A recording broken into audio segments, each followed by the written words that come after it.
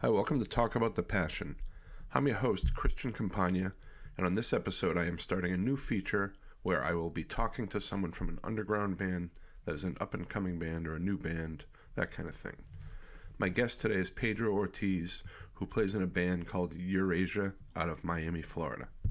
Eurasia play a 90s-inspired rock music that reminds me of bands like Hum and Torch, Pelican. I even hear some Sonic Youth in there. Pedro is the leader of this project, and he had sent me a message after I released the episode with Steve Brooks of Torch to come on the show, and coincidentally Jonathan of Torch mastered their new release Signals, which we talk about on this episode. And I've included a couple songs from that on here as well. So we set up a day to talk, and I had to cancel out of the blue, and then unfortunately we rescheduled for a few days later, and an hour before we were going to talk, my electricity in my house went out. We finally got together on the phone a few days later and talked for about an hour, and my machine did not record the conversation. So here is the fourth attempt at recording this, and it went well, so as you'll hear here. We talk about how he came up in music, what his process is creating music, as well as some of the different people he's played music with. Pedro definitely has a solid vision, and I think he's executed it well with this Signals release, especially after hearing some of the stories behind it. It all kind of comes together and makes a little more sense. You can get this and other music on all streaming services right now, as well as their Bandcamp page. If you search for the Eurasia, which is EURO-ASIA band, you'll find it. Like I said above, if you like bands like Hum, Torch, heavy 90s melodic music, definitely give them a listen. You can find this podcast wherever you listen to podcasts. If you like what you hear here, please like and subscribe and give us a review if you want. That's always a big help. I'm on social media, Facebook and Instagram, and I keep both of those pretty up to date, so just search for Talk About the Passion there, and you should find me. Well, here we go with episode 78 with Pedro Ortiz, Eurasia Band. Thanks for listening.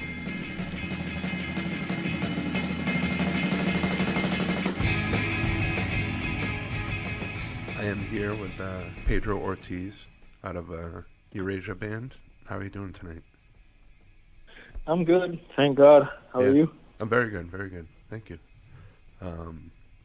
So you're from Miami? Yeah. And you grew up there? Yeah, born and raised in the county of Dade, which is like a Rick Ross song. I think that's Rick Ross. I don't even know. Yeah. Probably it is. Yeah. And how young were you when you got into music? When I got into music, I was like just about 13 years old. Mm-hmm. That's when I started playing. I wanted to learn how to play guitar because there was this kid that I knew that he played drums, and like I said, he played drums very well. Yeah. And he used to take like drum lessons and Sam Ash and all that stuff. And I was like, we used to listen to music, and I was like, I should try learning how to play guitar, which is funny because I don't have like a musical background. Right. So it was pretty bold, but Hey. I actually got to do it, so it worked out for the best. And you know how it is when you buy a guitar, you buy the combo amps and all that stuff from like pawn shops and stuff. Yeah. Yeah, I had a Hondo yeah. guitar, which I don't even know if they make those anymore. But Hondo? Yeah. Oh, I never heard of that. I gotta see that. Yeah, it was in the 80s. So what kind of stuff were you listening to around this time when you started playing? At that time, mostly the whole mainstream stuff, like Blink-182. Yeah. Blink-182, like Linkin Park, all that stuff, and then I eventually grew out of that phase and started listening to Nirvana. Mm. From Nirvana, I also listened to Rage Against the Machine. Rage Against the Machine was also a big. I just remember, Rage was also a big, like real big, influence of me at the time. Like at least that time, by that time I was like I think like ninth grade. Right. And I was like into Nirvana and Rage Against the Machine. Yeah. And then from there, listened to Sublime, and then I just started playing. Excuse me. I started playing like that ska reggae stuff, and then until I started listening to this band called CKY, and from there, that's when I was like, I wanted to go into like rock music, like just like riffing. Right. Yeah, those guys are great. And I'll probably talk about this in the intro to this, but this is our second time talking. But the other night we were both talking about CKY, and I was also. What are you talking about? That didn't happen. It was a dream, I guess. It was a dream. It was like I don't know. We had the same exact dream. Yeah. And the dream was that we were talking, and then the machine didn't record. Yeah, something like that. Yeah, that doesn't happen. But CKY, we were talking about how it was too bad that they sort of got famous for Jackass when they were actually, legitimately a good band. But a lot of people like myself, I discovered them through the CKY videos, not Jackass, but they had those early videos of them doing stunts that ended up being in the Jackass stuff. But even those videos were more like raw and just kind of cool. Well, like what we said before in the dream, that like they were into that whole Jackass thing, and then they got super popular from it. And I forgot to mention that they also got popular because of Tony Hawk Pro Skater 3. Oh yeah, yep. Yeah, I was like, man, that's pretty cool. I mean, I hope they got a fat check from that one, because that game is sold. Yeah. Yeah, and those songs are on those Tony Hawk things are like ingrained into my head. They just reissued those recently, and they have most of the same soundtrack, and it's pretty cool. Let me see how old school you are. Yeah. When you think about Tony Hawk Pro Skater 1, do you think about the Superman from Goldfinger? yeah, that's one of them. Yeah. I love those games. I mean, I'm a little older than you, but I was playing those when those came out, and it kind of got me into some of those modern bands that I wasn't into. But it had old stuff too, like the DKs were on there, the Dead Kennedys, and did it have Primus? Primus, yeah. I think it was Adele the Funky Homo Sapien song on there at one point. That was good. Yeah. Wow, man, I'm so surprised they got away with that soundtrack, to be honest with you. I know, right? The soundtracks are not really good. Yeah, I know. like, cause if you want to get it, like if you want to do something that has to do with soundtrack, you're gonna get something that's more like, I don't know, like somebody's personal soundtrack getting on a game. That's very strange. You know? I know, right? I know we're going off topic. Well, one last thing. I don't know if you ever played a game called it was a PlayStation game called Thrasher Escape and Destroy, and that one had a great soundtrack. Oh, really? No, I didn't play that one. That one had a soundtrack, bro. If you're listening to hip hop, it had like, what's the name of that song? Rapper's Delight and the old and Gangstar and a bunch of nice. Man. Check it out. Nice. I'll have to. I love '90s hip hop like Gangstar and DJ Premier from Gangstar. Yeah, was great. We can talk about Gangstar all day, Nice. Yeah. But so CKY though, it sort of influenced your guitar playing early on. Mhm. Yeah. Yeah. CK was a huge influence on me, and to the point that I wanted to buy I got into Parker guitars because of Darren Miller from CKY, and it was like a guitar store, and I remember I wanted to get it, and then I wanted to work for it, and my mom actually got it for me, and I was really happy for that one. To this day, I still have the guitar. Oh, nice. So It's been like 15 years since I had that guitar. Yeah, you still play that one regularly too? Yes and no, because since right now I'm currently living in Kingston, Jamaica, Mm-hmm. and some of my stuff, like my guitars, and my amps are back in Miami, and I have a friend taking care of them for me. Mm-hmm. And so you cannot bring every single thing on a plane as much as you wish. Yeah, This time around I had to bring my pedals, Yeah. and everybody gets like in the airport, there's a lot of bands that tour, so I would hope they know what a pedal board is instead of thinking that it's something else. I know. You know what I'm saying? Yeah. So, I know. So, wires coming out of it and everything. Exactly. You know what I'm saying? I think they checked it and everything, and then they left your bag was checked for that same reason. Like they leave a note that they open your stuff and they checked it. Yeah, they looked through it. Whatever. That's crazy. Like a nice little note. We looked through your shit. Well, yeah. Sorry. My bad. Yeah. And I had to get a hard. I was gonna bring it, but I had to get a hard case for that. Yeah. And we just couldn't do it because we had too much luggage. And I heard stories, man. I never flown with a guitar. Yeah. And I heard stories that how they say here in Jamaica, they mash up the guitars. They mash it up. I heard stories, man. Yeah, I've seen pictures of every once in a while you'll see like on Facebook or something a band that was touring and one of their guitars they opened the case and the headstock was broken off or whatever. And they don't take responsibility for that? A lot of times I think it's hard to unless you probably buy insurance or something, which maybe I don't know. I'm not sure how that works, but yeah, it seems like you're pretty much screwed. That's funny. So yeah, buy an extra hard case. It's not funny, but it's ironic. No, it's crazy. Yeah. So your first band, what was that like? You were doing half covers, and when did you start writing stuff yourself? Very early. Yeah. I wrote like I said before on the lost tapes that my dad was the one that like I would like play guitar and like try to learn these songs. Yeah.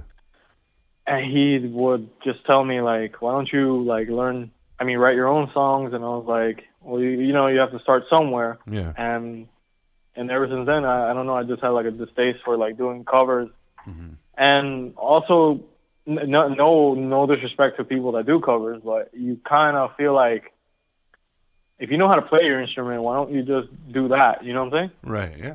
Like the amount of time that you spent doing covers, and people do covers very well, but it's like you could probably do the same thing with the same amount of time. You know what I'm saying? Right. Writing your own songs. Yeah, work on your own shit. And yeah, and then so I did that, and then the first stuff I started writing was more like ska, reggae type songs, mm-hmm. and then eventually once I started listening to CKY, I started going that route, and also the band before CKY was called Foreign Objects, and I started going that route too. It was like a heavier version of the band with more like cynic type stuff, but right. Yeah, nice. And which is another Miami band. Yeah. Yeah, so I started doing that, and then I was just demoing those songs, and then I had that urge. This is like already 18, 19 years old, and I already had that urge to like, this is what I want to do. I want to start a band like really bad. I don't know if you ever got that. Oh yeah. It's like butterflies in your stomach. You're like, man, I want to do this. You know? Yeah. Did you see like a live show early on that sort of made you want to do that? No, actually, no. I was late in the game with live shows. Yeah. I was already writing music and then demoing them, and I'm like, oh, I like this. This. So I did that, and I had nobody to like play with. I had no band. Yeah. I just demoed in my friend's house, and then, eventually, a friend of mine, a high school friend of mine, who eventually started, I guess you can say we started my old band Green Sky. Yeah. That's when he got me into Torch. He was like, at first he was like, hey, listen to this band, and the first song I heard was Mentor. Yeah. That's a pretty good song. And then I went to go see their show. He's like, you want to go see them? I'm like, oh sure, I have nothing to do. And I went and like recollecting, I'm like, that was my first experience in a rock show, especially a band like that. This is incredibly heavy. Right. Because at that time it was the time where they were playing self-titled and In Return. Oh, okay. So to me, self-titled, In Return, and Neanderthal were like the most heaviest, like the heaviest period. Yeah. And then they did Harmonicraft, and it became a little, like you could say, pop-esque. Right. They had like it was a little softer. Yeah, yeah. Catchier. Yeah. But that time, I remember I was like, I saw like a mosh pit for the first time. I was like, yeah. I'm not gonna lie, that thing scared me, bro. I'm not gonna lie. Like you're caught in the middle of it, man. I didn't know people can be that violent. You know what I'm saying? Yeah. And even that's crazy. So that happened, and we talked to the band. And one I talked to at that time was Steve. Yeah. He was like a really cool dude. And then I just went to the subsequent shows after that, and then I started shifting to, it was still like that rock type of thing, but I started shifting to a little bit more, maybe like with the intention to be a little heavier. Yeah. And but the funny enough, it was actually, now I think about it, like for the heavier tone and stuff like that, it was actually listening to Floor that got me more into that. Like I like Torch, but I was like the first Floor record, I was like, man, like whoa, what is this? Yeah. I was like, what is? And you saw them live, I'm sure, right?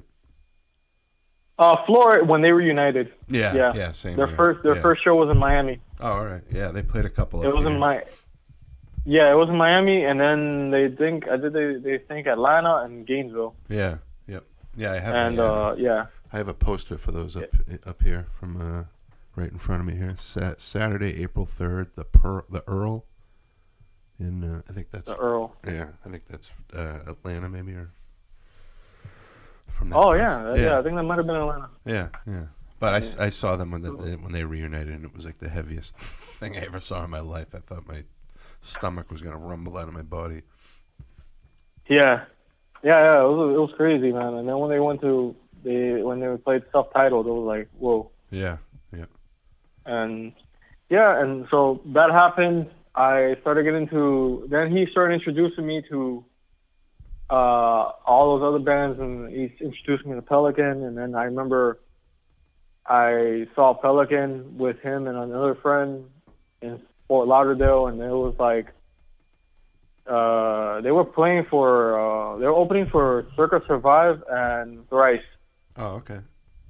Which is an odd combo. Yeah. And all the little kids did not like that.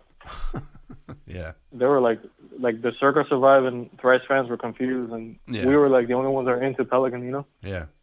But it happens. I mean, what can you do? Right. So we did that, and then the kid, the friend of mine, his name was Rolly. I was like, you know what? Like he had cool ideas for like songs, but he just didn't know how to play guitar. So I said, how about if I teach you how to play? Yeah. And we can, go from there. And that's kind of like what we did. Like for the most part, I was like the main songwriter up until he got like good enough to write his own stuff. And he had some pretty cool ideas, and he usually played like a lot of lead. And like when lead guitar in terms of like, like texture. Yeah. I was actually listening to, you would know because I was listening to your old band, and it had the elements of like that dreamy lead type of stuff, Yeah. I'm not. It's not like Van Halen. Yeah, I love that stuff, but I have no idea how to play that stuff. So I tried to do layers and stuff and make stuff like that. I like that stuff. Yeah, exactly.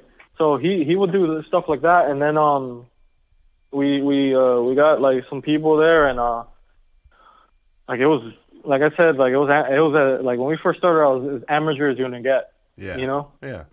And I would sing, but I didn't have my singing voice yet, where things were in key or anything yet. Yeah. You just kind of find your voice, like, literally. Yeah, and I used to like also scream because of the like other bands I listened to. So then we played our first show like in a place called Hialeah, like a city called Hialeah. It's like a somewhere in Miami. Mm-hmm. It was like a rehearsal studio that people will have shows there. Oh, okay. We did that, and then from there we just started playing shows. And fast forward to like this is all 2009. Yeah. So fast forward to about November of 2009, we decided that we were going to record 2 songs that actually made it. Those songs are now on the Signal, Eurasia Signals EP. Oh yeah. Remote World and New Vision. Yeah. There's a Green Sky version in Green Sky Bandcamp. There's a version that they did it. It's you'll notice the difference. It's a little different, yeah. It's a little different. It's not as like how do I say it? I mean, like the drumming's a little different for Eurasia, and the leads are different. Right. For Eurasia, for Remote World in this version has a guitar solo for Eurasia, and then like a bunch of more layers and stuff like that in New Vision. While the other one is a little bit, I would say the other one's a little bit more straightforward. Yeah. Okay. You know. Nice. So yeah, that happened. We recorded it with John Nunez from Torch, and once we released it, we I don't know, we started getting a good little buzz in the sense that the other guy, Rolly, was very good at promoting. Yeah. Very good. Yeah. I'm not good at promoting. We mentioned this that like I could be shy and yeah with people and stuff like that, and I have like like it's tough for me to be like like, hey, you want to listen to my band? Check this out. Definitely. Yeah, and it's funny because this is something I wanted to talk about, like, because you want to do a whole segment of a band starting out, and I think it's like, I think that it's actually important to talk about bands in the process of just getting started. Oh yeah, definitely, yeah. Because that's something nobody talks about. Like, yeah. A band starts, and all of a sudden they're like everybody listens to them, and nobody talks about all the stuff they had to go through. Yeah. That's the stuff I kind of want to get into here, and especially where a lot of the bands I talk to are people that have been around for a while, so some of those memories might be old, but you're sort of just starting out, and so it's sort of fresh in your head, Yeah. So it's when that happens, it's just like, man, you just gotta like go for it and see who listens. And a bunch of people at the time, when you first start out, nobody really takes you seriously until people start noticing you. Right. And that's when you're like, you have people coming to your shows or even talking to you or talking about you and all that. And that's what happened with Green Sky. We had some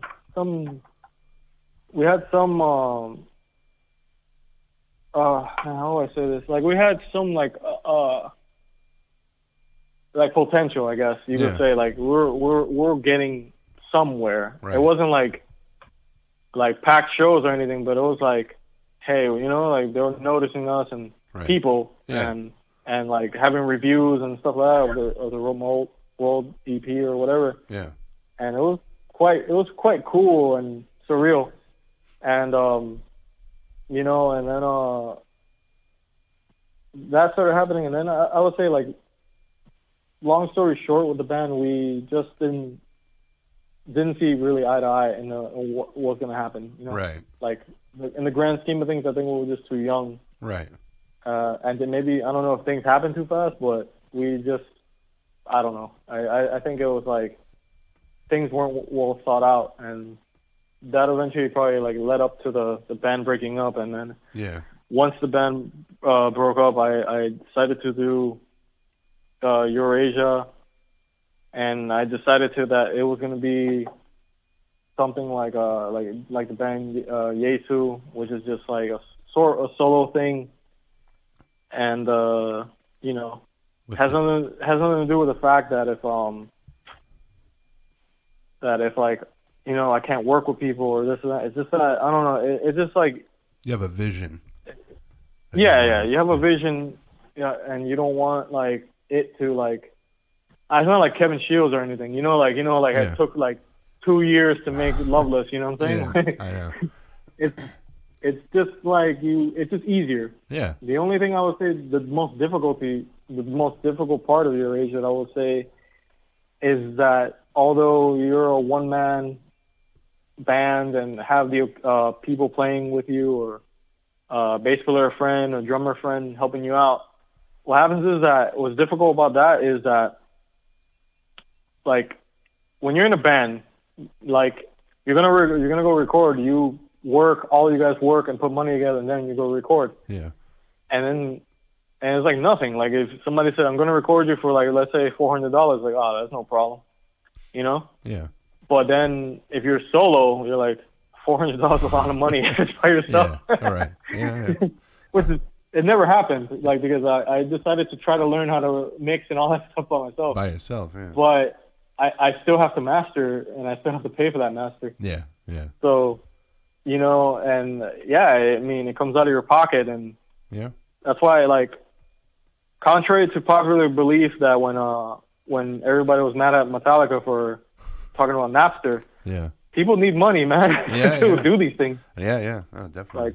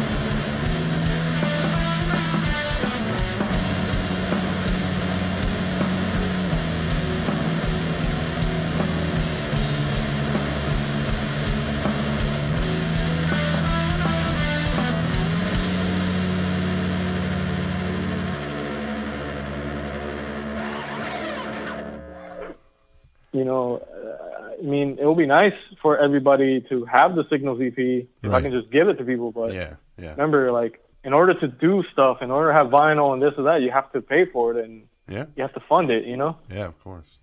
Yeah, so let's talk about this the Signals release that just came out. Signals EP, man, it's the bee's knees, bro. No, I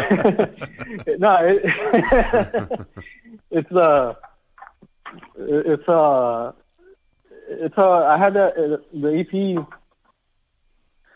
It was released quite a few times in different ways. Like, there's a version, I still have it.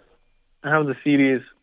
There's a version that's it was more like a demo. I would say it's just a demo that had half drums that were programmed and half drums that were real. Yeah. And that was when basically Eurasia started. I had one drummer. His name was Chris. Yeah. His name was Chris Cannavaro, and I had a bass player named Marcos, but they did not like record. They just will play live. Right. And I was doing that EP. This was back in 2011. 2011, 2012, one of those. The songs were written in 2011. Right. And then I would say finished, like recorded and finished in 2012. Okay. We played shows and all that, and then we did all the songs and stuff like that. And to what I thought was like, I was satisfied with it at the time. Yeah. And you know, I asked John to master it and release it, but you know, I got some reviews and some places I remembered that reviewed Green Sky, and they remembered it were like, oh wow, you know, this is like he's back and stuff like that. He was in Green Sky, now he's doing this, and it's a more focused sound. Nice. In a way. Yeah, like Green Sky. Well, you won't hear that from the Remote World EP, but there's other stuff that is in the Bandcamp that, and those are songs I'm still using for now. Green Sky, there's a song called Violet. Yeah. And it's very, it's a pretty cool song, and actually John played bass on that song because we didn't have a bass player in Green Sky, so he helped us with that song. Oh, cool. Yeah, and so what was happening was we're heading to like more of a post-rock thing, and I wanted to be more natural. Yeah. And I didn't want to be like in genre, so I decided that Eurasia was going to be very, I wouldn't like to an extent diverse, but also focused. Yeah. You know, with no headache of, you know, oh man, this song, what do I do with this song? And like, I don't like to think about songs. I don't think that's something you should have fun with. Should be complicated. Yeah. You know. No, you know, nor it should be difficult or stuff like that. So, you know, I wanted to make a band that was like focused and just what I thought sounded cool and whatever. So I did that. We released the first version of Signals EP, or Signals demo, if you like to call it that. And so after that, I had my friend from high school. Well, actually, he played half of the thing of the demo because the first drummer, Chris Cannavaro, he just, I don't know, he decided not to play in the band because I think he was going to start playing for the church or something like that. I don't know exactly his exact reason. Right. But it was one of those. And so I had my friend Cody play on those, and also like shows and stuff like that. Yeah. And he's been, for the most part, well, actually not for the most part, all of it, the longest drummer I've ever had. And to this day, I don't know how things are going to be now because I'm over here and he's over there. And, right. And he also plays in different bands, so I don't know how that's going to work, like the whole whatever. But especially, I don't want to think about it too much because with COVID situation, you got all the time in the world. So that happened, and so he played for that, and then he played for most of the releases that Eurasia has done. There's another release that we did, but I mean, in that case, it was like kind of like my fault that it didn't like. Also listening to people that with my I was recording these things, and if I would have spent more time on them and stopped trying to like release them as is, I probably would have been more satisfied. And then I released another record called A View of the Earth, and that one was definitely different. Yeah, it's gonna be re-released eventually, but it's definitely different from Signals. Yeah. Signals was straightforward. Yeah. And this one was a little bit more up-tempoed and diverse. Right. And heavier. And but the thing is that when I did not get John to master it, and I had somebody recommended me. Yeah. And yeah, I mean, when I got the master, I was like, at first I was like, well, it's not bad, and then I realized he actually mastered it in I think he mastered it in mono. Oh, really? I'm like, I was like, I asked him, like, how come? He's like, well, he had a problem. He had difficulty mastering it because he said that with my type of music, I guess he was like, oh, you're going for more lo-fi stuff.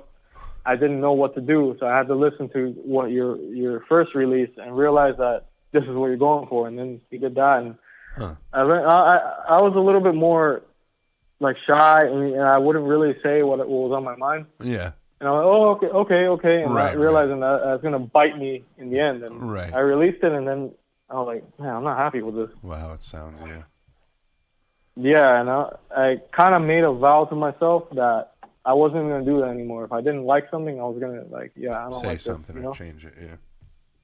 Because the last time that happened was,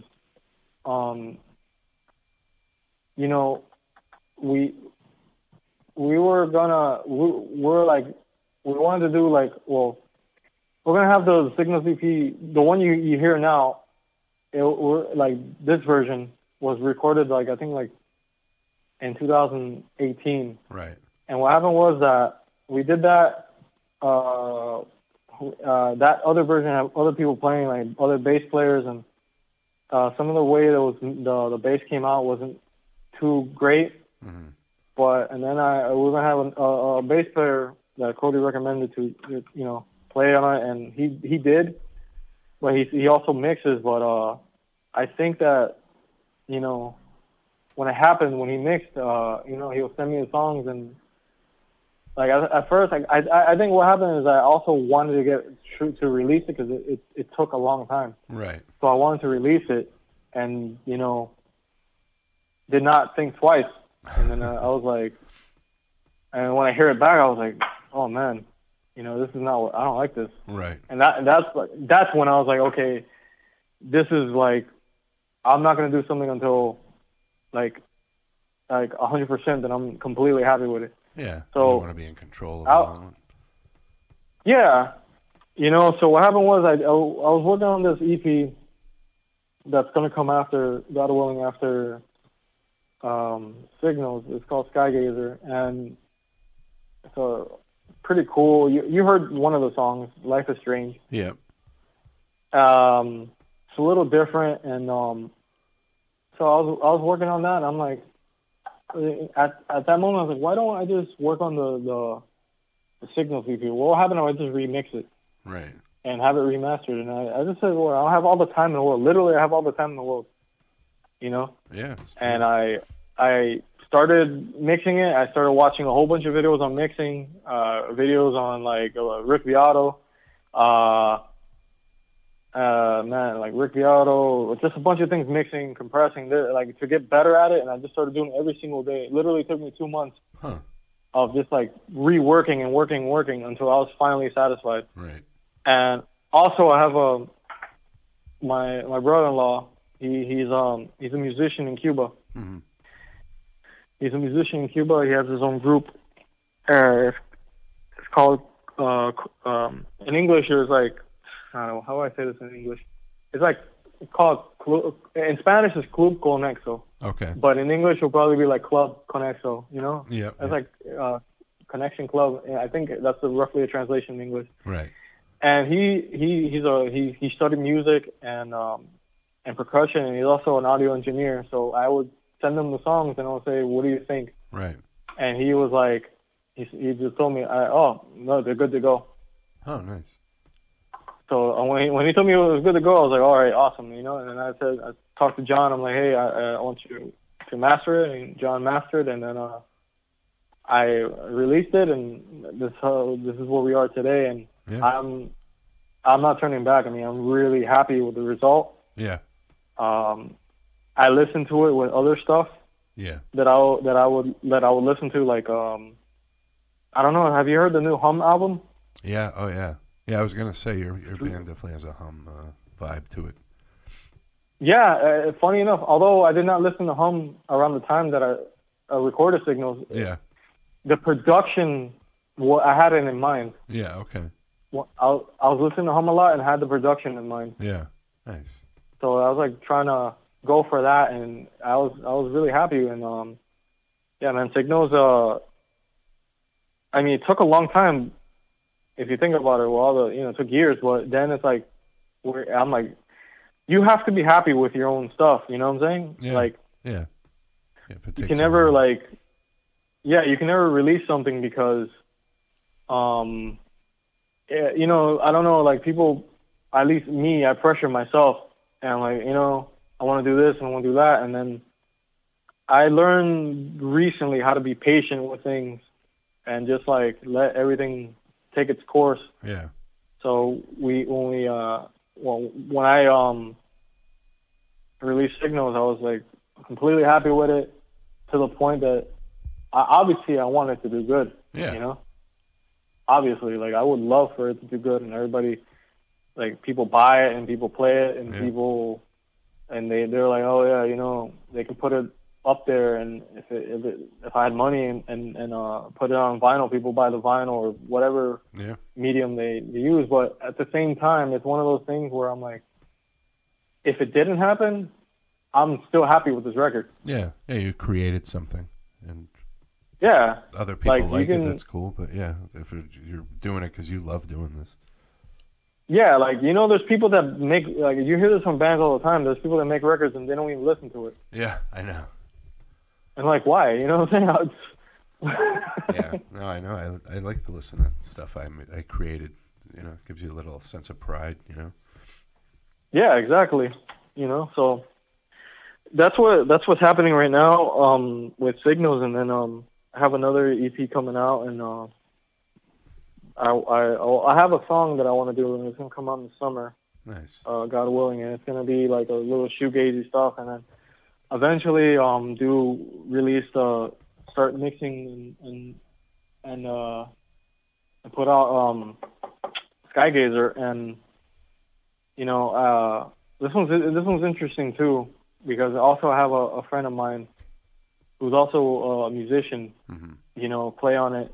A good friend of mine his name is Mike Meza. Okay. And he's working on music as well. Yeah. And I asked him if he can play bass for 2 songs. He played bass on Life is Strange. Okay. And it sounded really good. Yeah.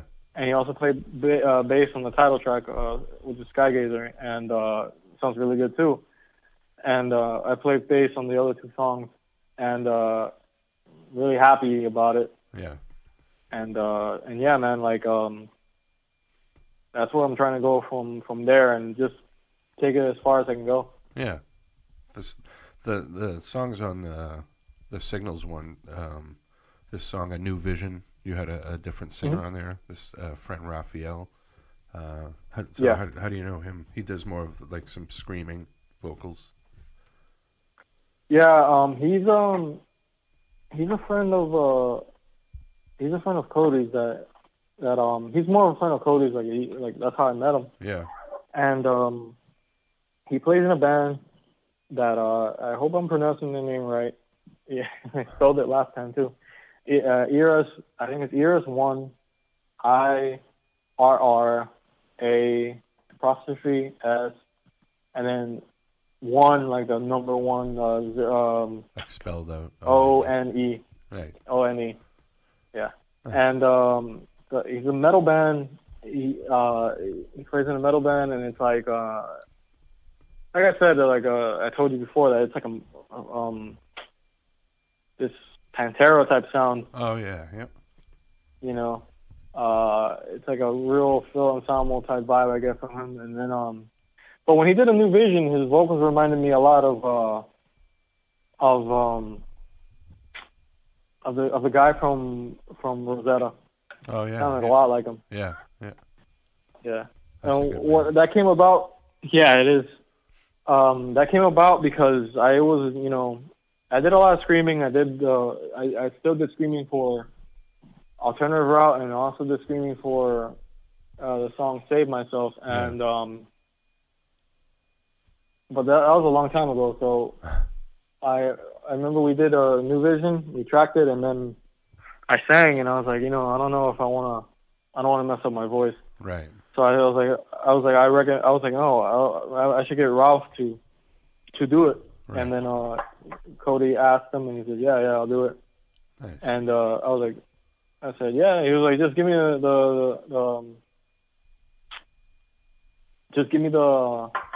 the lyrics, and I'll do it. Right. Funny enough, funny enough, the night that it was like plagued by things, Yeah. That all of a sudden my computer wasn't working like it should. Oh, right, yeah. And I don't know what happened. That something happened where like I recorded his vocals, but something happened where there was something, I don't know, like some audio file that was missing. Right. And like I have a weird, I use Acid Pro Music Studio. Mm-hmm. And sometimes I don't know if all the other DAWs are like that, but if it's missing a file, right, it will not work until you can find that file, the song. And then so somehow by accident I deleted one file, and then I basically had to go through all the takes and right, find the ones that work. Oh, right. And I had to find Ralph's vocals and piece them all back together. Match Basically, take. Yeah, and I was like, man, but yeah, kind of like what happened with the first interview. Yeah. That it's like it's plagued by stuff. Yeah. So that happened, and then Ralph did the vocals, and it turned out really cool. Yeah. There's a version of myself doing the screams for New Vision. That's the Green Sky version. Yeah. Oh, okay. Nice. Yeah. And but the thing with Save Myself and Alternative Route, they're more. The screaming is not so much like it is A New Vision. New Vision is like very like that's a lot of like sentences. Yeah, a lot of words. And and it's like it would be like tough to do on the throat. So I'm like, I ain't doing it. Yeah. So and then it's one of my favorite songs, huh? Yeah. And then you we talk about the riffs that you love, riffs, and the heaviest song I think on here is Remote World, which kind of reminds me of it has like an early Torch vibe to it, and it's very hypnotic and heavy. I love it. Yeah, Remote World is a very interesting song, and very, very early song too. Yeah. And it was I got inspired by listening to that song from a song from Pelican called Mammoth. Okay. Yep. And it was like that, and then I just wanted to write like kind of like and similar to Mammoth. I was like a very attacky type song, if you want to say it, like just straightforward, like in your face. Mm-hmm. But I don't like to and whatever. Nothing against anybody who does this. Well, I don't like to tune to B. Yeah. Or stuff like that. Yeah. I usually play a tune to like D standard and Yeah. And I was like, because there's a thing that people say that you can just sound heavy with heavier gauge strings and a lower tuning, and I'm like, nah, man. I mean, if you listen to Matter of fact, if you listen to Black Sabbath, like Paranoid, yeah, that whole album was in standard tuning. Yeah, and with banjo strings. That's crazy. Because of Tony Iommi's fingers. Yeah. So you don't need that. I don't know, like that. I, you know, again, nothing against anybody who does that, but I just felt like that wasn't for me. Yeah, yeah. And so I did Remote World, and the lyrics were easy to do. I don't know. I would just strum and sing, and then I was like, oh, I like this. I just wrote it as quick as I can. Yeah. And I found it to be catchy, and I almost felt like, in a weird way, it could be a pop song, in a way, like a radio pop song. Yeah, yeah.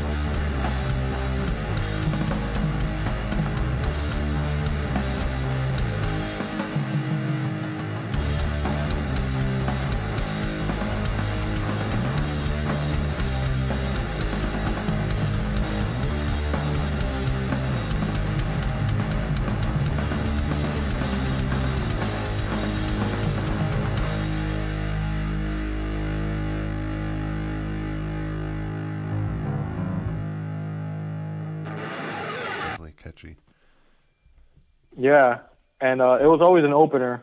Yeah. Okay. For because we talked about this in the Lost Tapes that that when we used to play live, both Green Sky and Eurasia, I wanted to open with a Remote World because, like, you know, when you're playing and you get nervous or whatever the case may be, you wanna. My way of just playing shows is just like attacking the audience with all full force of like your ability. Yeah. You know, you have to be confident in yourself. So you just like you bring out your most heaviest song first to let people know you're not playing around. You know what I'm saying? Because pummel the crowd. If you're nervous or timid, people are gonna like they have nobody like people have no qualms to tell you that they don't like you. Yeah, no, I know. You know, they have no problem telling you they don't like you. Yeah. So, like it's like you got to go to war with the crowd. You got to win them over. Yeah, definitely. And and then that's how I felt. So I felt like Remote World was the best song to do that. Yeah. Just hit them with I don't even know so much about introducing yourself. Just start. Yeah. And see what happens. Yeah. You know. And and then and I felt like also like Remote World is another song that I feel like that's a song that I wouldn't mind using for radio or stuff like that because I feel like it's not long and I feel like it's very straightforward, to the point, and catchy lyrics and whatever. And that's like I'm very proud of that song. Yeah, you know. Should be, man. So and then that just overall Signals is just like Signals just has some. I always wanted to write music that, like what your podcast is called, like, you know, talk about the passion. You always want to write something that you're passionate about, you know. Yeah, of course. And Signals, like, it actually has some, you know, for the most part, it has some pretty good subject matter for anybody that's even going through things, you know, like I would say two of the songs, I mean, not for me personally, but, you know, I wanted to write something that, like, one thing I it's almost like I promised myself that I was going to do with Eurasia. Yeah. Is I never wanted to write songs that make people feel bad. Yeah, okay. You know, like they put people in the mood, or they have heavy subject matter that's towards the negative, because I feel like people, they go through life, and some people, you know, tragedy can happen to you, and you can end up depressed for whatever reason, you know, a bunch of reasons, right? Yeah. And I'm not, you know, the whole purpose of, like, at least this is how I see it, the purpose of, like, making movies or writing music is not to, how do I say this, like if you're already having a bad day, why would you want to have a soundtrack to your bad day? You know what I'm saying? I know. Like nothing against the, like, Pantera, but they literally have a song called Suicide Note 1 and 2. Yeah. Imagine if you're really suicidal and you're going to listen to that song. No, I know. You know what I'm saying? Like, I never wanted to, like, you know, I'm talking about, like, I'm a, you know, spiritual person, like a religious person, so I don't want to contribute to that. So yeah, of course. You know, I don't know if Pantera wrote it for whatever reason. That's their, you know, that's their problem. You know, and whatever. I'm no one to say anything, but that's just not me. Yeah, so the songs, particularly Alternative Route and Save Myself, are about heavy things. Yeah. Again, not about me personally, but like for example, the Alternative Route deals with anxiety. Yeah. I do suffer from anxiety, to a certain extent. Yeah. But Alternative Route is more like anxiety with, like, the intention that you're going bad, like you're going to, like, you're feeling like you would like to end it all. Yeah. But that's what the name means, Alternative Route, like just go in that direction. Right. But it has uplifting stuff. Originally, the Signals EP was more like a record that had a theme. Oh, okay. And the theme was about being depressed, but eventually you get out of it. Yeah. Okay. So, but then I just decided to leave themes alone. Some of the songs still have the same subject matter, but I decided to leave the themes alone and just go straight, just write the songs, you know. Yeah. But so that's why A New Vision and Remote World don't flow and the subject matter. But okay. there's the 3 songs that are there. Right. Alternative Route, Save Myself, and You Thought Wrong. Alternative Route is like the contemplation of it. Save Myself, literally Save Myself, is about, again, not about me, but it's about whoever feels that way. Yeah. But it's like more of a cry for help. The people that want to do it, actually, they don't want to do it. Yeah. They feel like they should do it. They feel like they should end it. But they want somebody to comfort them and talk them out of it. So I got to print the lyrics eventually, but it's dealing with that. It deals with, and the screaming is like save myself, you know, the frustration. Yeah. And it's basically a person that's suicidal and doesn't want, but also it's a cry for help, would want somebody to talk them out of it, will want somebody to comfort them and make them feel better and stay by their side and stuff like that. And You Thought Wrong is basically, it's just literally like 6 words in that whole entire song. Yeah. It's just basically, you thought wrong, and the lyrics are, you thought wrong, it's all gone. Basically like saying, you know, you got out of it. You thought you were going to be like this, and then you got out of the situation. You're not like that anymore. You beat your depression. Nice. You know, because I don't want to contribute to anything like that give a person a soundtrack of their lives. Like negative. Of struggling and stuff like that. Yeah. Negatives and stuff like that. And even when I play guitar and some of the riffs, I try to make it uplifting and not go into the dark. You know what I'm saying? Yeah, definitely. Yeah, so you know, I just it'll be something just to help people, because I definitely don't want to have that on my freaking on my name, you know. Yeah, definitely. Because there are people like that need help, and and certainly they don't want to do it, but you know. Yeah, of course. So yeah. So if people want to find the Signals, you have the Bandcamp that's under the Eurasia band. That's the Bandcamp page, right? Yeah, we have Eurasia has the Bandcamp. Bandcamp, I think it's Bandcamp Eurasia Band. Well, thank God for phones. Yeah. People talk a lot about phones, that they're controlling people's lives, but at the same time, like literally, I'm looking at my phone right now and I'm about to give you the address. Oh yeah. So, so it's eurasia.bandcamp.com. Yep. And then for Instagram, Euro _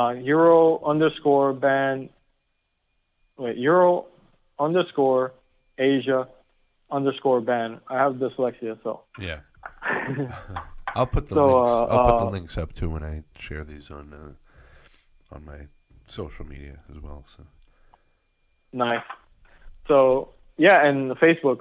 Yeah. Facebook.com / Eurasia Band, all in one word, and then and like anybody who likes Spotify, Apple Music, and Amazon, and everything that people like, it's likely to be there. It's there streaming. A lot of people like Spotify, so if you're into Spotify, that's the place for you. Yeah, I use it too, but I like to use that for like finding new music, but I try to give bands money, so I definitely recommend people go to the Bandcamp page and buy it. But, I mean, that's the like we mentioned earlier, man. Like, that helps. Bands big time, because being in a band is or playing music is a really expensive hobby. Like, like for instance, I mean, I did most of the stuff, recorded it, and like the drums are recorded at Cody's house and some guitars, and then I did the rest over here. But you know, keep in mind, like you need money in order to do any of that, to buy microphones, to do this, to do that, to put out music, to even have the motivation, you know. Yeah, of course. And on top of that, you know, like the money that you invest in your music, you know, it's either paying the bills or going to the music, and every once in a while you gotta like bite the bullet and be like, all right, I'm gonna put something out and, you know, see what happens. Yeah. So it helps a lot, you know. Definitely. You know, so yeah, man, support local up and coming artists and anybody who's trying to get there, you know. Definitely. Especially the climate that now, how it is now, like I know, seriously. Yeah, like the age of downloading completely. I mean, I'm guilty of it too, but once I became a serious musician, I stopped illegal downloading. Yeah, no, definitely. So, yeah. Awesome, man. Well, hey, I appreciate you doing this again for the second time with me. I'm gonna put this out in the next couple of days. And remember, it's what is it? Control and then save. Yeah.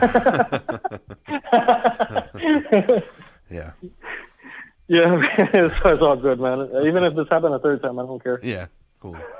Awesome, man. Well, hey, you have a good night, and we will talk to you soon, man.